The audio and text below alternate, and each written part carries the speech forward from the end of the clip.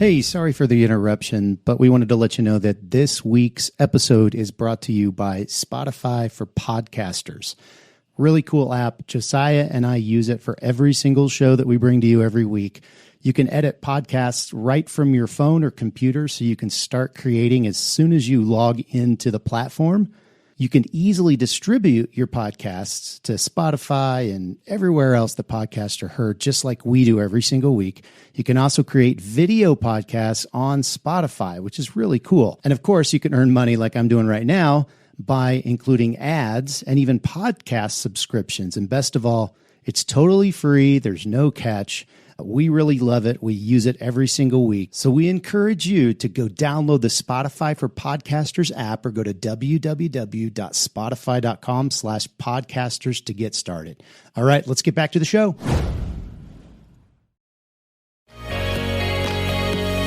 Welcome to this week's episode of the Print on Demand Cast. Each week, join Travis and Josiah as they provide insight into the print on demand industry and equip you with the tools, advice, and strategy you need to achieve success and hopefully have a few laughs along the way. Now, on to this week's show.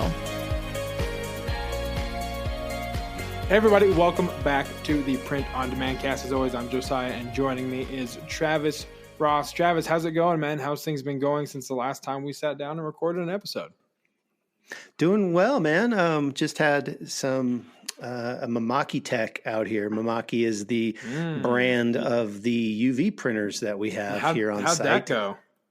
It was actually it was really, really informative. And do you remember probably last episode or last couple of episodes, I was talking about how excited I was about the lasers and, you know, all those cool things that we can do with the lasers. Yeah. Well, I still am, but after having that Mamaki Tech out here and kind of talking about all the different things that we could do, it's, you know, it's just another, you know, kind of toy that we can do so many freaking things with. It's really cool. And one of the cool things is that you can use them, you can kind of use them back and forth. You can use them together. So you can like make jigs with your laser to use in the UV, or you can print something in UV and then take it over the laser and cut it out, you know, into a shape or something. I mean, there's just so many different things that you can do. And so it's really got my mind kind of going. Oh yeah. I know that you had said, since you got those printers, they haven't been completely like functional yet as far as the UV printers in particular. So I'm sure you're looking forward to getting them up and running, because I think honestly, UV printing is such a like diverse print process. There's so much that you can do with it that I'm just chomping at the bit to get a UV printer, because I think there's lots of stuff you can just kind of blow up your product selections that you offer to your clients or that you offer to your customers, because it's going to be fantastic. But that's exciting, man. So everything going good? Are they going to be up and running here shortly and get to do all the new toy stuff? Yeah, they're actually running right now, both of the machines. So we had one that was running, one hadn't been running since we got it, and now both of them are you know, A-okay. And we're just kind of now going back to the drawing board as far as like what we want to print on them. I mean, we have some products that we, you know, already did before. And, but now we're like, I'm just starting to think about all the other things that we can do. And I've got a potential client that he prints all on a bunch of black things. And I'm like, well, the UV printer would be super cool to do. You know, you could do black water bottles, black tumblers, black, you know, flasks, black, and all these different black things, and then have full color prints on them. I'm pretty excited about the possibilities. It's really awesome. Yeah, man, I'm excited for you. I'm excited to go there and see what all they can do. And I think UV is going to be fantastic, man. So, well, we have an awesome episode here for all of you listening. Another interview. This time with another a person that Travis has known for a while. I've had the pleasure of meeting Neil before, but he is, you know, we referenced it in the interview, right? He just doesn't stop. He's always innovating. He's the Energizer Bunny. He is. He's the Energizer Bunny of POD. So if someone out there listening can post a picture with Neil's face on the Energizer Bunny with with like Merch Informer instead of Energizer, you'll win a prize. We don't know what it is yet, but you'll get it because he really is just nonstop, man. So what are you looking forward to the most in this interview for those listening, Travis? What do you think they're going to enjoy the most about this conversation? I just think Neil, he's just such a down to earth guy. He's a fellow. He lives in Colorado. He just lives up the road. Yeah. And he's just a good dude. And I think it's, there's no pretense with him. He's just kind of is who he is. Yeah. But yet he's done so much, and I think, I think automation is really kind of the key to his success in a lot of ways. He's figured out ways to automate things so he can do more with his time because, like you said, he's the Energizer Bunny. And so, but he's the Energizer Bunny of automation. So he figures out a way to get automation working for him so he can then go on to the next thing and get automation working for that. And, rinse and repeat over and over again. And then, 5 years later, he's got, multiple software programs and he's listed, tens of thousands of products across tons and tons of marketplaces. So sure. I think the thing that I'm most excited for our listeners to hear is just that just a regular guy can really be successful in POD, really, Yeah, 100%. I think I met Neil at the second RMRC, which again was a conference that Travis, for those listening, that Travis put on with a friend of his for the Amazon space. And then the last year kind of had a different track for print on demand because it was becoming pretty prominent in the space. And you had told me about Merch Informer before RMRC. So we were using it because we had a Merch by Amazon account. So we go to the show and I meet Neil, having a good conversation with him. I think we were out at one of kind of like the networking things after one of the main sessions of the day. And had a good conversation with him, really liked him. And I mentioned to someone like, I was talking to Neil. I mean, he's a really great guy. And he's like, oh, that's the guy that invented Merch Informer. And I was like, what? I didn't have any idea. I didn't connect those dots, but it just goes to show that, as Travis said, there's no pretense with him. He's not really kind of bolstering in, hey, I did this and I invented Merch Informer. He's just a really down to earth, genuine guy who has figured out a way to find success in this industry in more ways than just printing designs on shirts and printing books. So I think it'll be, good for those out there that maybe you're doing POD, but you also have experience on some other software side. Maybe this will get you thinking of stuff you can do to help solve some of your problems, but that you could also open up to the industry as a whole as a solution, like Neil did with Merch Informer. So hopefully this will also start people thinking outside of the box of how you can be successful in this industry. So without further ado, let's throw it right now to the main event of this episode with Neil Lassen. Focus on my voice alone. It's time for the main event. Well, Travis, for this week's main event, we're going to welcome a guest, another RMRC alumni. I met Neil for the first time at RMRC when he was there. Neil Lassen is a digital product print-on-demand entrepreneur. He utilizes third-party marketplaces to get products into customers' hands and now focuses on creating software that he wishes he had when he got started, which is awesome because we created this podcast because we wish we had it when we got started. So very similar beginnings and very similar necessity to create. I guess, necessity is the mother of all invention. So here we all are. Neil, thanks so much for coming on the show, man. How you doing? Good. Thanks for having me. Yeah, I forgot we met at that. Was it the first one? The RMRC conference? I think it was the second one. Yeah, I think it was the second or the third one that I met you at. But yeah. Mm-hmm.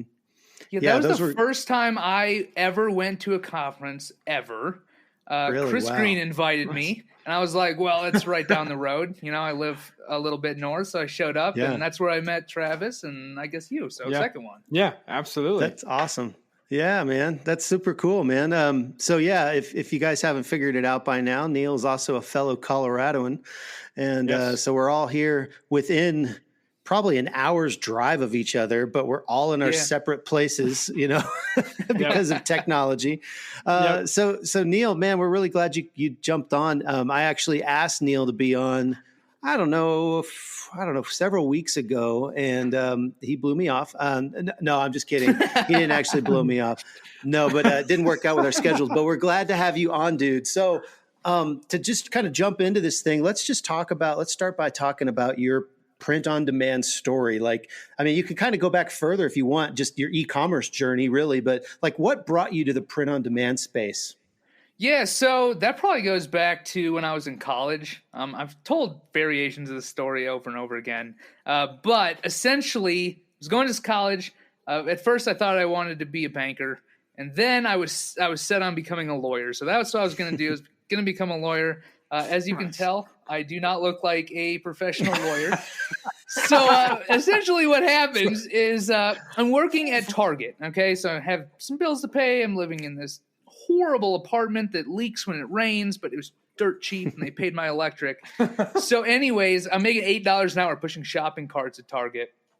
And one day comes along, I think it was like the 4th of July. Okay, so Target was maybe 5 miles away from where I lived, and I usually took the bus. So I closed, and it was about 11 p.m., and I walk out, and I'm waiting for the bus, and I'm waiting like an hour for the bus. It's now midnight. The bus doesn't show up. And then I realize, it's the 4th of July. There's no bus. And apparently I forgot that Uber existed, right? So I just start walking home. So I walk the 5 miles home, and I'm just so upset at this point. I'm like, this needs to end. So I go on the computer, it's like 2 a.m, and I just start Googling like how to make money online, right? Like I feel like everyone has some sort of story that goes like that. Yeah. So I start looking around, and I land on Flippa. That's why those keywords are so expensive, Yeah, exactly. How to make money online is like, so that's such a high ad price on like AdSense. Yeah, it's been a long time since I looked, but it used to be like a couple $100 a click, if I remember correctly. Yeah, it's crazy. But, I mean, I get home and I'm looking through this stuff and I land on Flippa, which I'm familiar with from back in college, but I'd never done anything with it. Start looking through websites and I'm like, oh my gosh, like these websites are selling for like 20 grand. 30 grand. I've never seen that type of money before. I could do that. Like, why not? Right? So, I start doing websites and I finally get one to take off. Right. So I taught myself how to set all that up, write the content, yada, yada, yada. Quit my job. Where are you living at? Where are you living at this point? Are you in Colorado yet? No. So I don't know if you can see my shirt says Wisconsin. I'm in Madison, Wisconsin. Yeah. So that's where I went to school. So yeah, nice. I start doing content websites. I'm going to school full time. 6 months later, after that night, quit my job, and then things start going terribly wrong. The Google algorithm updates. I lose all of my websites. I'm not making any money. So that led down a very long rabbit hole of like, well, what else can I do? Like, I can make these websites. I can run these ads. Somehow, I basically tried everything I could imagine. Some worked, some didn't. Finally, I landed on private label. Now, this is before anyone, I didn't know anyone in this space. I didn't know you guys. I didn't know anyone sold in private label. I didn't know that Facebook groups existed. So here I am ordering products from China, getting them stuck in customs for months at a time, having literally no idea what's happening. And it's miserable. But, once the products do get into the warehouse, I'm making money, and that money is going right back into the business. So I'm really not profiting, pocketing anything. And one day, one of the guys I had met online, through this whole little journey, sends me this TechCrunch article that says, hey, Amazon's launching this new thing called Merch by Amazon, and you don't have to have any physical products. And I was like, the best thing I had ever heard. The clouds parted and everything. It was a whole... the clouds parted, and I'm like, oh my gosh, because I knew that there's this huge buying base on it. I didn't have to drive the traffic. I didn't have to run the ads. The audience already baked in. I just have to give them what they want, and that was kind of difficult because I am not an artist. But I can learn little things in Photoshop. So I threw up some really simple stuff, mostly text stuff, maybe some clip art, blah, blah, blah. Started selling. And I'm like, why would anyone buy what I'm creating? But they did. So from there, I just started scaling it, which led to other opportunities, selling on different marketplaces, again, with a built-in audience, looking at KDP. So I had been in KDP for a long time with real long content books, not very many of them because that's a lot of effort. They did fairly well, but then I was like, all these people are selling these, calendars. That's pretty cool. Let me check that out. So it just kind of morphed into print on demand e-commerce where I didn't actually have to touch the product. And I thought that was the best thing ever. And I still do. That's awesome. So you're selling on Merch by Amazon still to this day, and KDP? What channels are you currently selling your designs on at the moment? Yeah, so I'm trying to create kind of like an overall brand, if you will. Sure. Merch by Amazon, Amazon Seller Central, which thanks to Travis got me into that. Through print on demand, right? And then you have Etsy, and you have KDP, and you have Spreadshirt, and Teespring, and TeePub. Like all of those websites, everyone gets so focused. Just stuttered there for a minute. They get so focused on selling on Amazon that they don't realize that people are other places, right? You're leaving so much money on the table. I mean, me and Travis have met before, like in person at his shop. And I remember you telling me about selling on Walmart, right? Like most people don't want to go through those steps because it seems more difficult. Yeah. But bringing all those steps together to create like a coherent brand that has like lasting power, right? Like you're not putting up one shirt, it's selling well for 2 weeks, and then no one ever sees it again. You're creating something that 5 years from now, people are still going to be buying because they care, but like the customers care about it enough to leave reviews, to get that staying power, to, all across the internet. So creating that brand is kind of what I'm attempting, selling everywhere I can with that built-in audience in the back of my head. Sure. Cool. So you're selling all over the internet. I mean, any place where you don't have to hold inventory. Yes. You can list, be it a royalty based, like a Merch by Amazon, but also on the other side, the actual seller of record, Etsy, Seller Central, like you said, any other place, and you just obviously have those outsourced. But you don't really care. It's just as many platforms as you can get your listings on. You're doing that, right? Yeah, and there's a big difference when it comes to like building a brand on Amazon versus some of these other platforms, right? Like you mentioned Etsy, you're kind of like the seller record.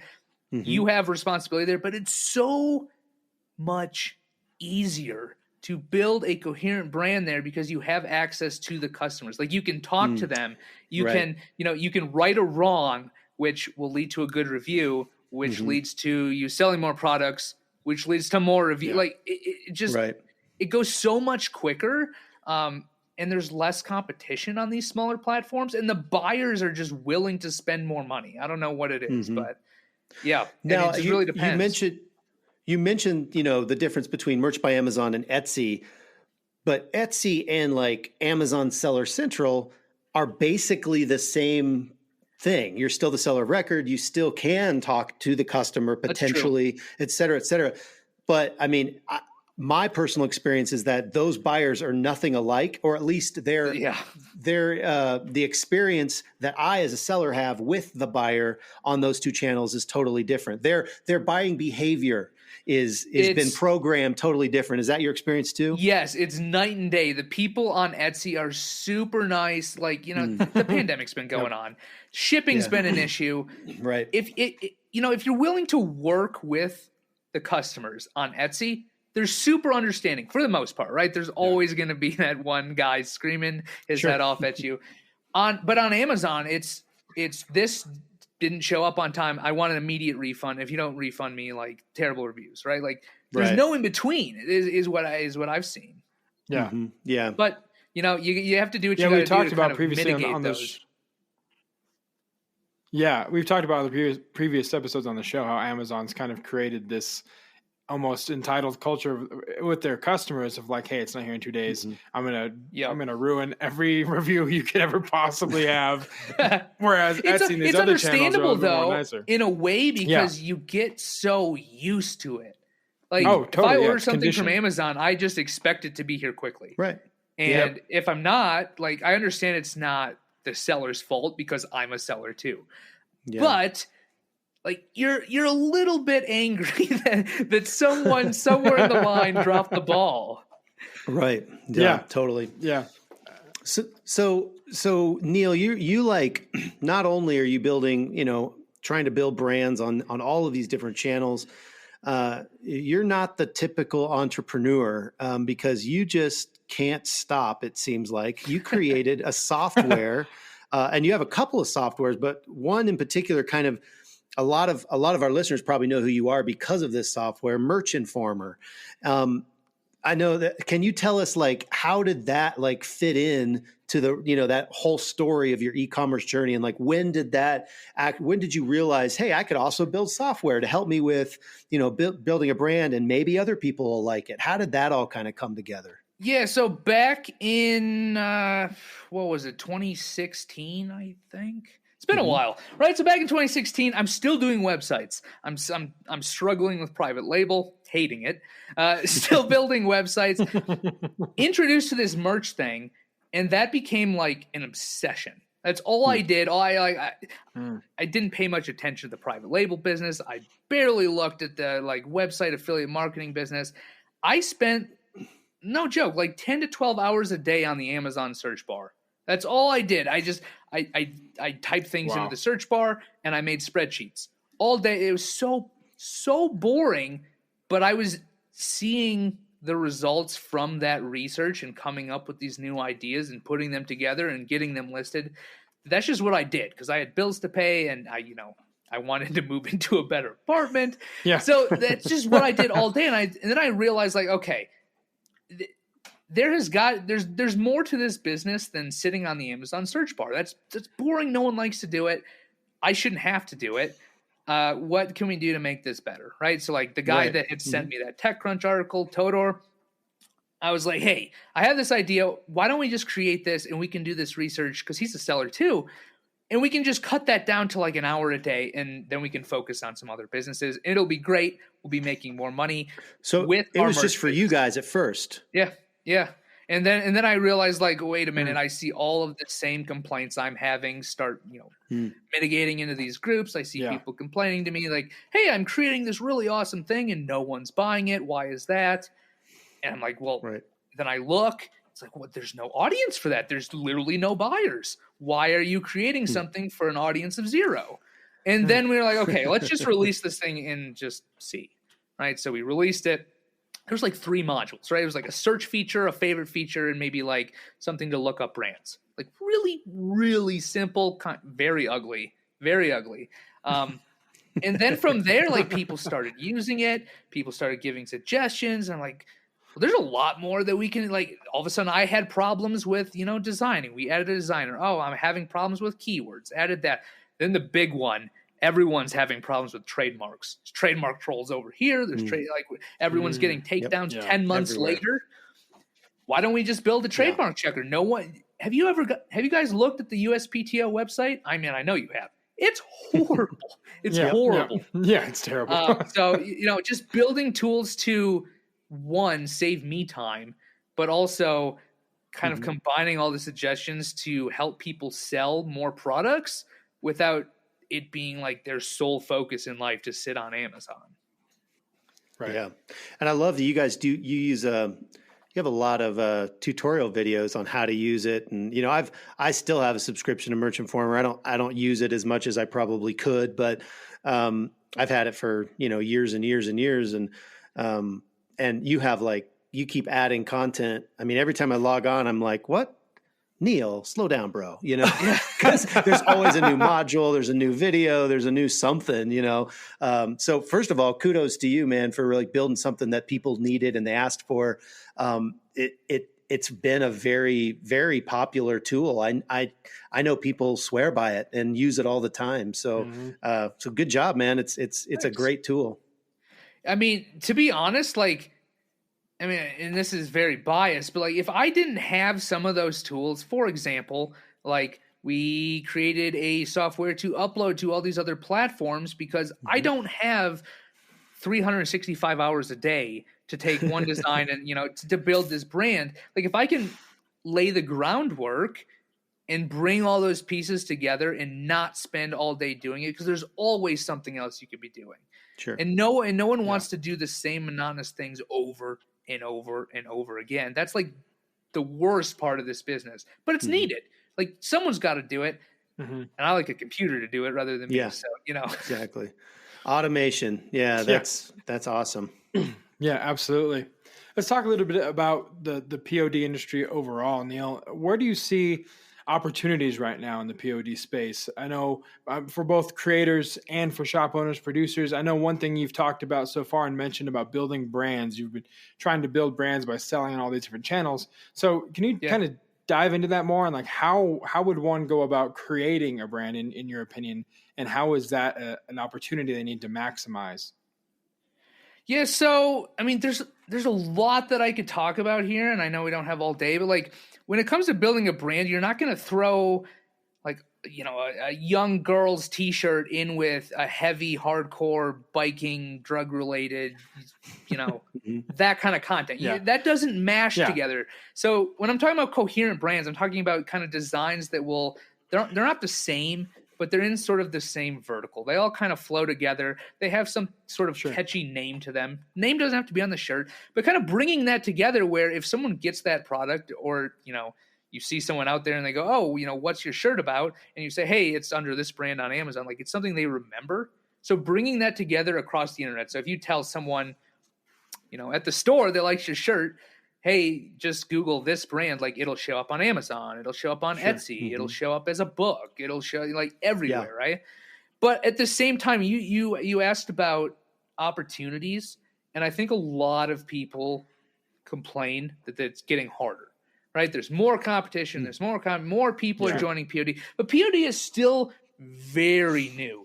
Like very, very, very new. Like it's been around for a while, but it's not saturated. But I think a huge opportunity that everyone is pretty much ignoring is outside of the U.S. Okay, so going back to my story when I was in college, trying to figure out what I was going to do with my life, I started running Facebook ads. I spent a fortune losing money promoting, everything under the sun. Nothing worked. And finally, I realized that's because I'm targeting all of these, hard-hitting keywords. I'm targeting U.S. customers. Right. People in other countries, like poorer countries, and it sounds bad, but like countries that are not as rich as the U.S., right, still have people that buy things, and no one is targeting them. So I think a huge opportunity there is putting products up on different marketplaces in running those ads. So the other day I was talking to someone about this, and I'm like, you know what? I wonder on KDP, if I started running ads specifically outside of the US, like some of the other Amazons you can for KDP, would my cost per click be lower? I don't know. So I went out and I tested it, and lo and behold, it is lower for the same keywords, aka translated, right, into those languages, than it is in the US. So that's something like I'm currently looking at, but no one's really catering to those audiences. They're putting something up in the US and they're like, well, hopefully someone in Spain is going to buy that. I'm going to put the same shirt up in Spain. Like those are two different cultures and no one thinks about that. So I think that's definitely a big opportunity, is catering to those other markets that everyone else is just like, oh yeah, I'll just push my same old stuff there. And they don't like it. They don't like it. So you have to cater to the audience you're selling to. So if some of our listeners want to put some stuff up in, some EU countries or, or wherever, where would you recommend them getting fulfillment from overseas and things like that? Yeah. So right now I'm only testing this with KDP. I know there's some POD suppliers in like, Argentina, other places like that. So you're not, but I haven't really tested out yet. Hard goods, actual hard goods aside from KDP, print on demand, kind of royalty based POD. Okay. Right. No, that's cool. I mean, and I know we've talked about, in fact, I think our last episode, or a couple episodes ago, we talked about Guten, Printify, and Printful, and all of them have fulfillment companies in the EU in different countries and such. And so depending on what you're wanting to sell, surely you can find one between those. And I'm sure there's others. I just wanted to know if there was one that you specifically recommended, but that's totally fine. Yeah. Cool. Yeah. Something I want to test in the future, but I just haven't gotten there yet, but at some point I'm definitely going to try it. Yeah, for sure. So what challenges, you talked about stepping back, you talked about when you had started Merchant Former, you built that because you were having issues, you were having challenges. So what challenges are you seeing now, 5 years later, 6 years later from when you actually did Merchant Former that you're seeing? And, because you talk to a lot of people in the space, what are store owners having challenges with right now? And are there ways that we can, talk about overcoming those challenges? And is there other software solutions or perhaps, using virtual assistants, or what kind of challenges are you seeing that people are kind of coming against right now? Few things. Biggest challenge that most people are probably running into is if you're just starting or you haven't been around for a while, it's getting a little bit harder, right? Sure. When we first started, when Merch by Amazon first launched, I was like probably one of the first few people to sign up. It was aimed at app developers. I could throw up anything. It could look, and I did. They were ugly, they were bad, and people bought them. Now that same kind of content, it wouldn't sell. It wouldn't stand a chance in hell. No one would see it. Right. So things are getting a lot harder in that aspect, but that's really easy to overcome, right? Like most of us aren't designers. I know you are in some aspect, right? Like you're probably better than me.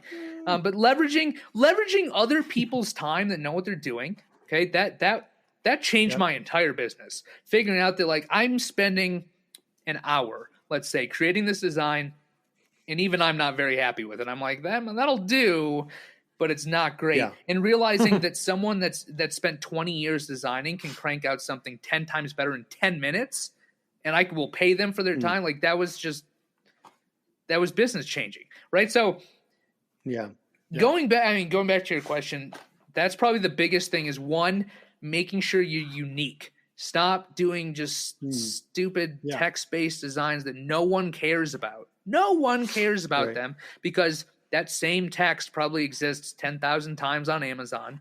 You're the 10,001st. So making sure you're coming up with unique stuff that isn't being sold, but that still kind of gathers a reaction from people. And then two, leveraging other people's time with more experience in the areas you might not be so great at. Okay. So like listening to a podcast or something like that. Something like that. I mean, right? that could work. Yeah. This one maybe specifically. Yeah, like this particular podcast that I know, Neil, you have it on. You listen to it all the time, right? I mean, it's like 40,000 listens by now. By you. Neil's an early adopter. Okay, he is. Yeah. We've learned this in this episode. To be fair, I was one of the first people to be in that. It was a group or was a Facebook page. One of the two. Group. Facebook group. I was like the 10th person. Okay? Well, we did a Facebook page first, and then we did a Facebook group. You were even an early adopter to the page. Boom. I mean, my goodness. There you go. Told you. It's proof of concept right there. So Neil, let's go back a little bit to you're working at Target, you're in Wisconsin. If you had to start all over, if we had to go all the way back, start all over, everything you have is gone, and you're back to square one. You got a red shirt on right now. Got a red shirt. A red shirt. You're helping people find the home goods. What would you do first if you had to start all over? All things being equal, square one. What would you do first if you had to start all over? So, just a little pre-context here. I'm usually like not very talkative. I was scared to death to come to that reseller conference that you put on. I'm like not a very outgoing person, right? You have flipped a 180, man. You're like totally outgoing now. Yeah. Well, I mean, throughout the journey it was my of life. Influence. Let's just say it was my influence on anyone you. That gets on Travis, they're just bolstered to just speak. Yeah, exactly. No, but you start to realize that like you'd be nowhere unless you talk to people, right? Like, sure. The problems that other people have are probably your problems. You figure out those problems by doing, right? So if I had to start all over again and I didn't have any of my own problems, because I didn't vet Merchant Former at all. I was like, this is my problem. I need to solve it. I'm sick of doing this. I just start talking to people, because if you ask people questions, like open-ended questions, like, hey, you'd run this business. What is it that you do and what do you hate about it? Like they're going to ramble on. Yeah. And there's going to be ideas there. There's going to be ideas there for software. There's going to be ideas there for anything print on demand. I mean, it's okay. I have this t-shirt that says, "Have you tried trying?" Okay. I wear that to the gym. Everyone comments on it. Right. And someone put that on a t-shirt for me because I mentioned it in like a chat or a video, like just an offhanded comment that they just thought was hilarious. Put it up on Amazon. I'm like, well, I'll buy that. So I bought it. Everyone comments on it, not my shirt. And the thing still sells. It's probably still on Amazon. So I would just start talking to people and figuring out like what makes them tick. What's their problem? Is there a way that I can help them with said problem? Right? Because you have to become valuable to other people.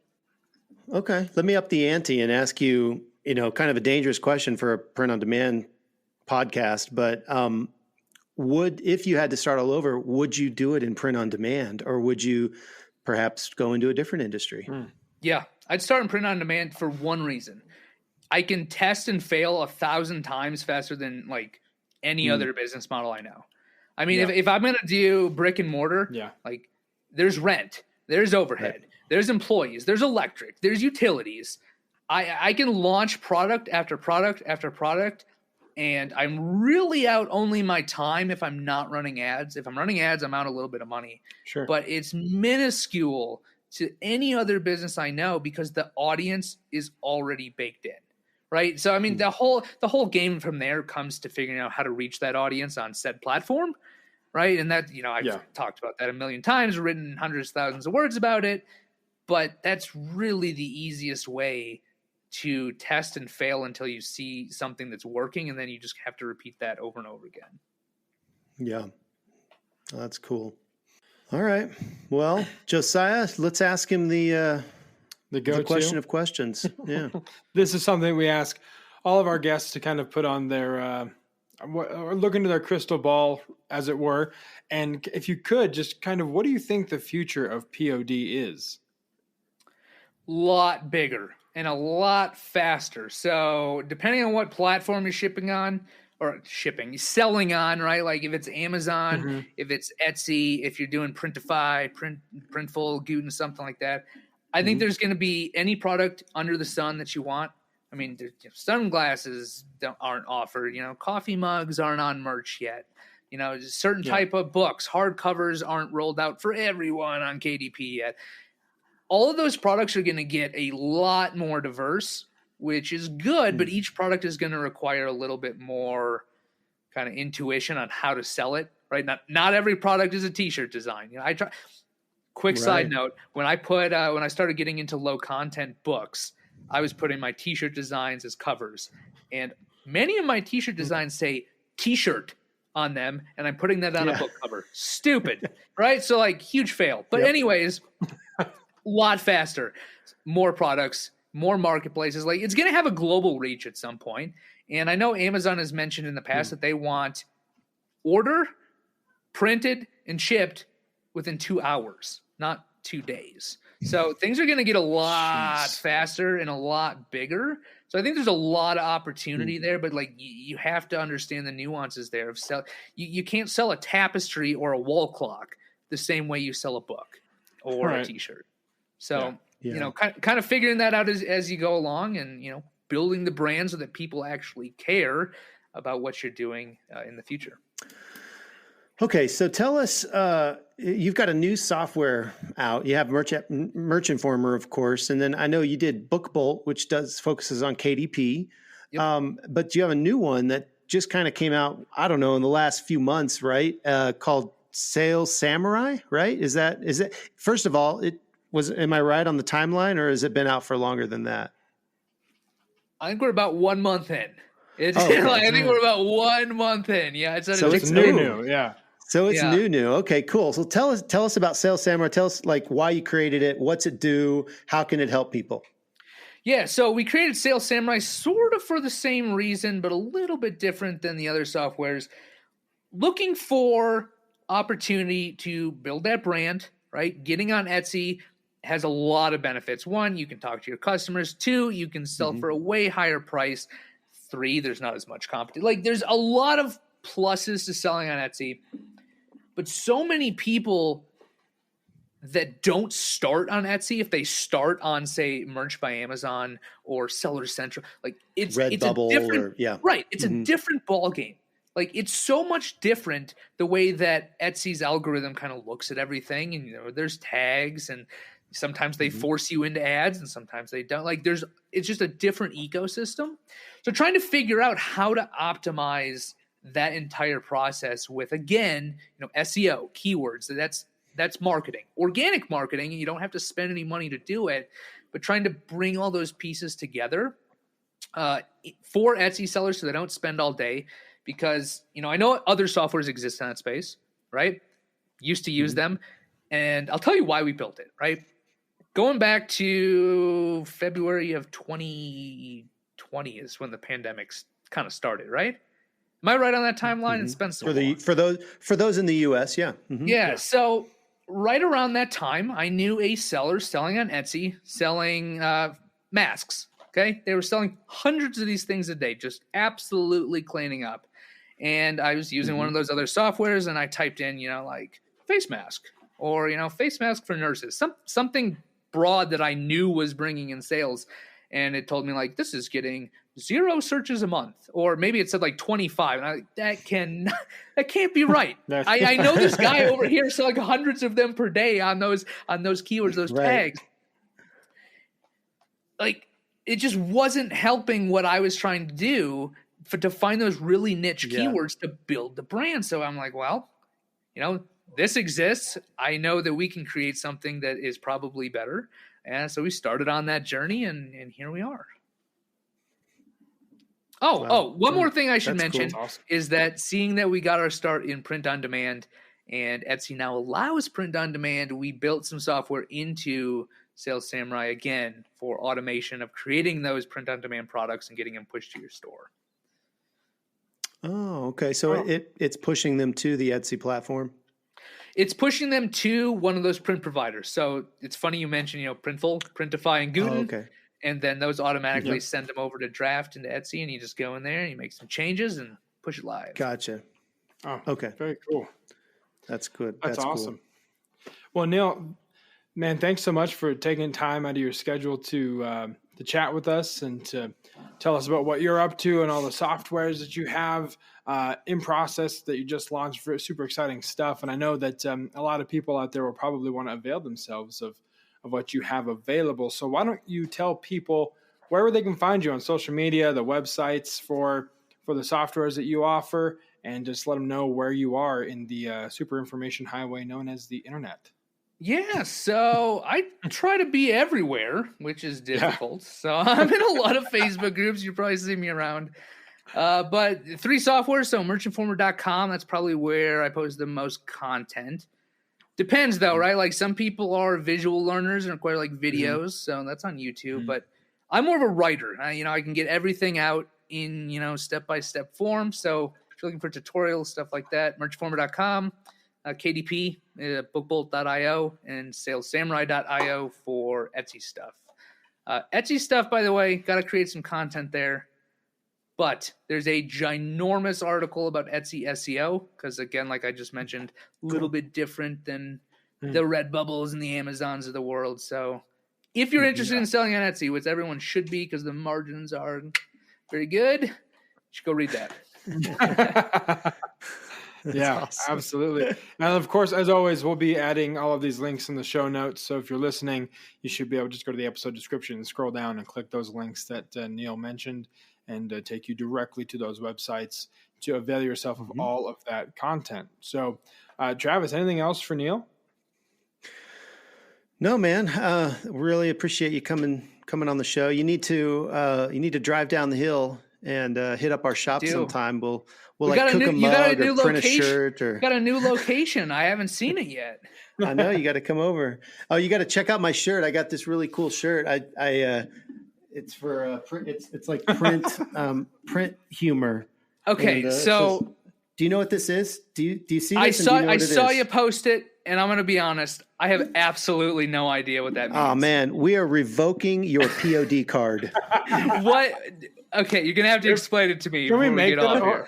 Can we make those POD cards? I feel like those would sell really Yes, yes. We'll throw them on the UV printer and we'll make some POD cards. No, that cards. Is a clean print head, like a test print. Like when you first come in, you do a nozzle check. Chef's kiss. You do a nozzle check on your printers. Okay. And if it looks like this and all the lines are connected, that means your ink is really running well. And so you're good to go. So of course you're going to have a good day. We'll see. So I don't touch physical products. There you go. These hands don't touch the physical products. These hands. Yeah. No, to be fair, Neil, I see those every day. And when he first posted that shirt, I was like, it's going to be a good day. And my mind went to I just sat there and I was looking at it like, it's going to be a good day. I was like, what is it? I'm missing something. It took me till the next morning to be like, oh, I get it. So don't feel too bad. These hands touch physical products all of the time, and I still didn't get that T-shirt reference. I've sold tons of these. I've sold probably 5 or 6 of these to printers already. They just think it's hilarious. It's one of those kind of inside jokes you only know if you know. You only know if you know, and if you don't know, you're just like, huh? And so I had to put you on the spot. That shirt and POD cards will be on a PODcast merch site, I'm sure, sometime soon. If you want it. That's awesome. So, I have one quick note. I do have a few shirts from like inside jokes that showed up on Facebook groups that you guys are probably in. And it's so weird because people will just sit there, like if you're in a store or you're out, they'll just sit there staring.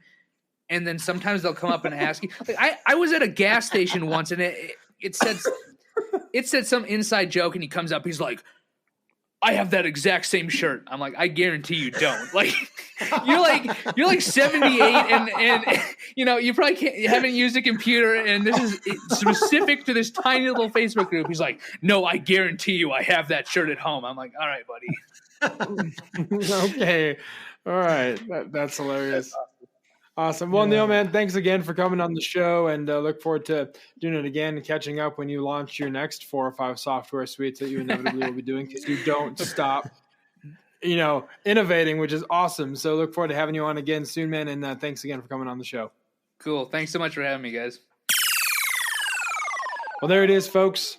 The interview with Neil Lassen. I want to thank Neil one more time for coming on the show. Again, as we said in the interview, all of the links will be in the show notes. So if you want to avail yourself of anything Neil is offering, you can go to those links. It's merchformer.com, bookbolt.io, and salessamurai.io to see what Neil has to offer.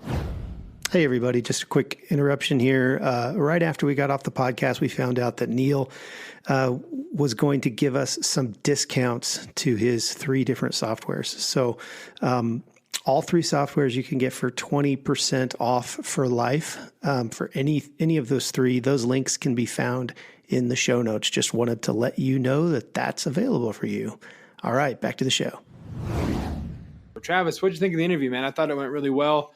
And again, he's just a really easy guy to talk to. It went by so fast that when we were done recording, we're like, wow, that was a really just easy conversation to have.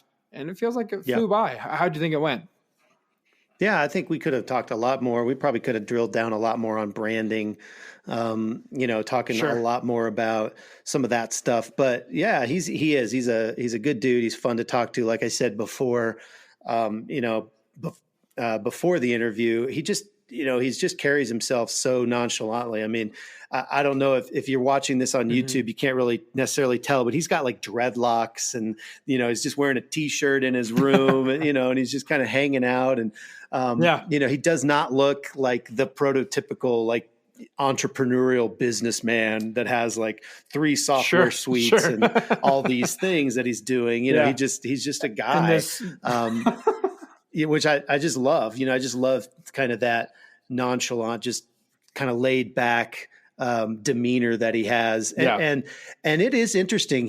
He mentioned how kind of nervous and kind of, quiet he was in the past. And I actually remember that. Like, I remember him being kind of, just not standoffish, but just kind of shy, almost wallflower-like.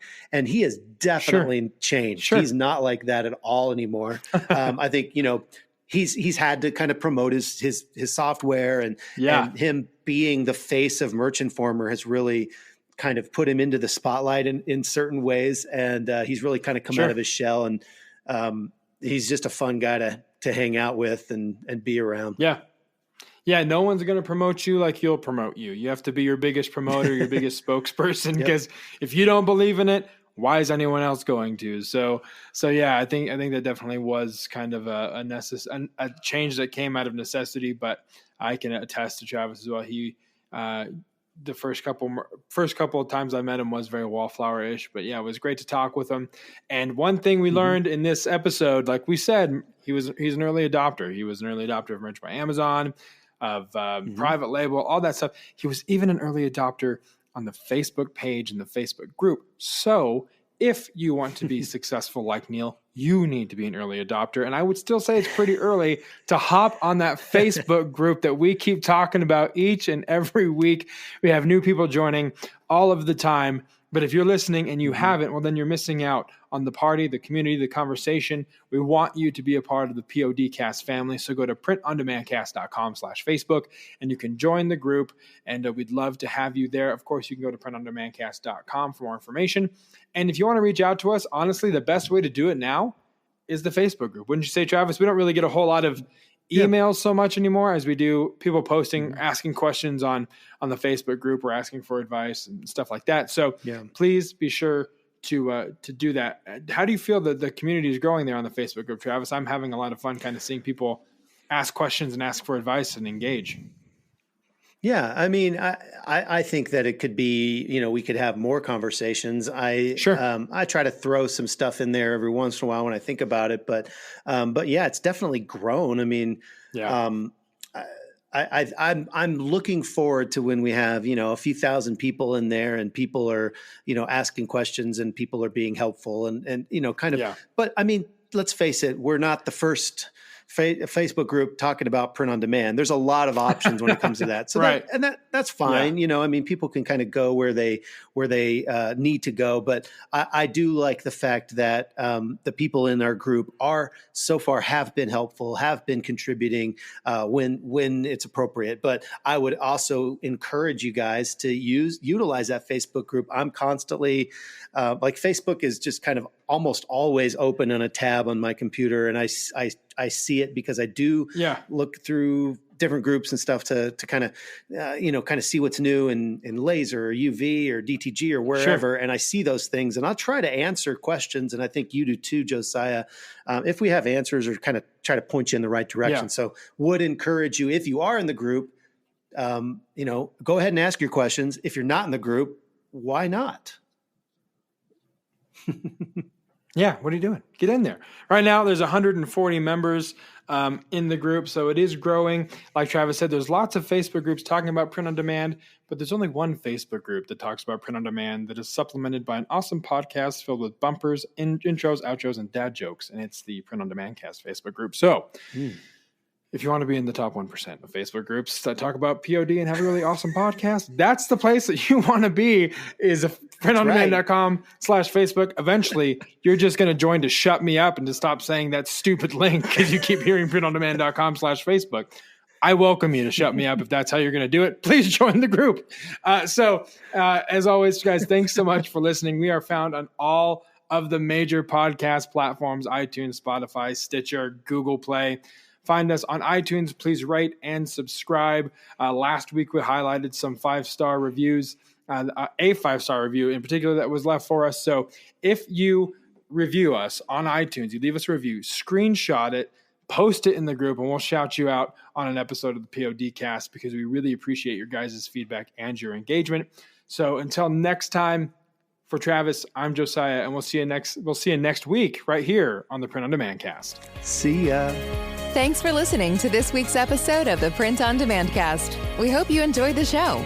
If you've got a question or a suggestion for the show, send Travis and Josiah an email at info@printondemandcast.com. Take a minute to rate and review the show on iTunes or wherever you get your podcasts. And don't forget to subscribe now so you don't miss next week's episode. See you next week. You could do obviously you could do a patch like that. That'd be pretty easy. single color like that. It's Dwayne Johnson's little. So we couldn't do brand. that because that would be illegal. Nope. And Dwayne would come after me, and I would not want him to come after me. That would be very scary. No, he would just crush you with his one hand. Or his lawyers, one of the two.